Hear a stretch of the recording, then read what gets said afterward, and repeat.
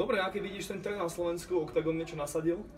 Myslíš, že to pomôže aj... Akože, môže to pomôcť, že do budúcna z toho, že sa to vytvorí nejaká liga, ktorá bude permanentne fungovať, že si to ľudia všimnú a že sa do toho akože jasné, že sponzori dajú nejaké peniaze a tým sa to akože celkovo zvýši tá úroveň z toho dôvodu, že budú lepšie motivovaní tí fighteri a tak ďalej, že ako keby majú stále zápasy, že majú stále akože sponzorov, že kvázi už nemusia, lebo doteraz je to tu a to 98% všetkých fighterov na Slovensku nerobia MMA, proste to nie sú fighteri, aj keď majú profesionálne zápasy, stále chodia do roboty, že nie sú to profi MMA fighteri.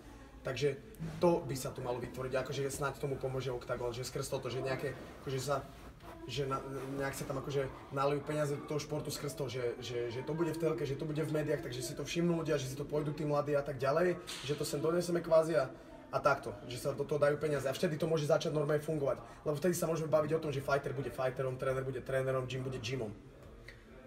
Všimám si, že chýbajú napríklad profesionálne tréneri na Slovensku, ako napríklad jiu-jitsu alebo niečo.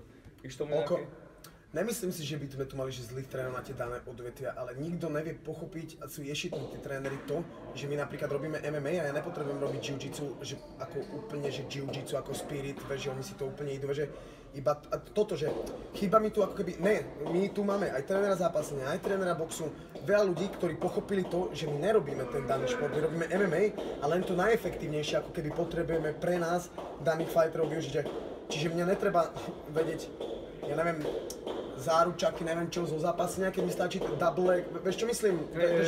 Nechcem tým povedať, že do istej miery a stačí a dosť nevyvíjať sa, jasne, ja by som zo zápasenia najradšej videl to, najradšej by som boxoval jak Mayweather a najradšej by som zápasil jiu-jitsu, ja neviem, Galvao, hej, ale že to není možné a práve to treba riešiť, že nech tí tréneri, veľa z tých trénerov ako keby nechce pustiť to, že idete k boxerskému trénerovi, že robím MMA, trošku upravíte ruky, oko, a on tlačí taký štýl, lebo tak tom boxuje s rukami hore, jen tak a nepochopí to, že ja to nechcem, ja robím MMA, ja potrebujem to ináč.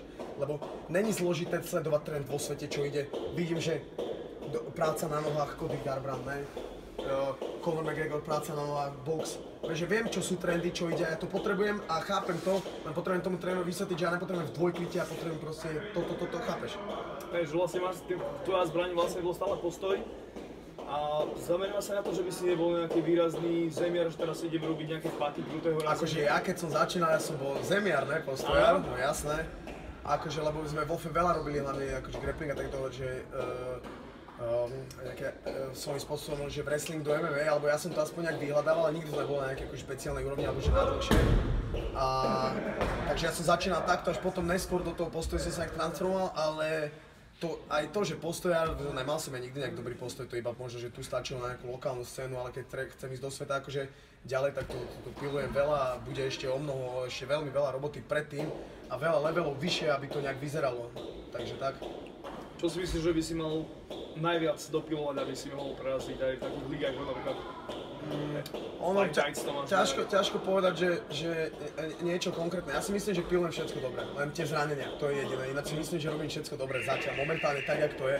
Akože máme dobrú partiu, máme dobrých trénerov, dobrý drive je, takže myslím, že zatiaľ robím všetko v poriadku, len to potrebujem zápas, aby som videl, či robím teda to v poriadku. Plánuješ rovno zápas v zahraničí, alebo chce sa rozsúkať Československu? Akože najradšej by som bol za zápas nejaký v zahraničí, jasné. Vidíš tam nejaký potenciál aj finančného razenia, lebo ani v UFC vidíme, že vôbec, ja som si vedomý, že z tohto športu, akože, ja neviem, ja už som z tej školy a tak zvyknutý, že nikdy som z tohto športu nič nemal, pre mňa už to je jedno, aj keby som do konca života z tohto športu nič nemal, ja chcem proste zápasiť, mňa to baví. A hlavne viem, že keď sa to tu rozbehne, tak budú z toho peniaze, alebo sponzory, alebo niečo, to mi je jedno, že nejak som toto nikdy neriešil, že tie peniaze, moja vidina, že prečo do zahraničia je kvalitných zápasov a do UFCčka proste chcem ísť a viem, že sa tam nedostanem odtiaľto, takže iba z toho dôvodu, peniaze mi je jedno úplne, proste, keď budem dobrý, tie peniaze budú, vôbec som neriešim, proste, keď budem dobrý, budú mi ľudia dávať peniaze za to, že ma budú chcieť vidieť fajtovať, takže takto ja beriem. Je podľa teba UFCčko až tak ďaleko? Akože, týmto nechcem povedať, že tak zjednodušene, ale není tak ďaleko, proste, není tak ďaleko, ja to mám v hlave tak, že pre mňa ako osobu není UFCčko ďaleko, či je pre niekoho iného, to už neviem, jak to vníma on, alebo že či pre divákov, alebo neviem koho si povie, že to je nemožné, tak to je jeho postoj, jeho vec, neberem. Kto už zo slovenskej scény, práve československej scény na to má, aby bol v tom UFC? že kto na to má. Áno, momentálne. Akože a momentálne si myslím, že keď zhodnotím aj hlavu aj všetko, tak si myslím, že neviem, akože ťažko povedať zo slovenskej scény. Asi ani moc ne, akože povedal by som, že Deák, ale viem, že on je spokojný vo Fight Nights, viem, že jemu tam ide, chce tam ísť po titul, takže neviem, že akú on má ambíciu zatiaľ momentálne. Je jedno, ale on tak potenciálne by mal, keby, jasné, keby upravil trošku ešte ten postoj zlepšil, tak Deáček áno. Paolo Neruda hovoril, že keď bol tých gymov ako tým Alpha Male a bol tam aj AKA, hovoril, že možno Ferofodor, že by sa tam nestratil. Tak to ťažko povedať, ale to akože jeho hlavne z hľadiska, že psychika, či by to zvládol, to ešte, že potrebuje podľa mňa tú pár zápasov, alebo hlavne v zahraničí zápasy, aby videl on sám. Lebo všetci vieme, že rozdiel je zápas tu, zápas v zahraničí. Ktorá liga taká európska ťa láka? Žiadna. Akože, ne, že hrať tú frajeru na pózu, ale tu v Európe, ja neviem, jak ma nič neláka. Že je to také, že ak nebudem v UFCčke, mi jedno, kde budem. Chápeš, jak to chcem Kde povedať? prideľuješ sa ponuka? Áno, dá sa povedať, že akože, čo ja viem, asi to Fight Nightské tak, že tu v Európe, ale hovorím, že to není, že by som tam chcel ísť, ja by som chcel ísť proste do UFCčka, nikde inde. Že vlastne berieš to ako nejaký prechodový level iba. Áno, jasné.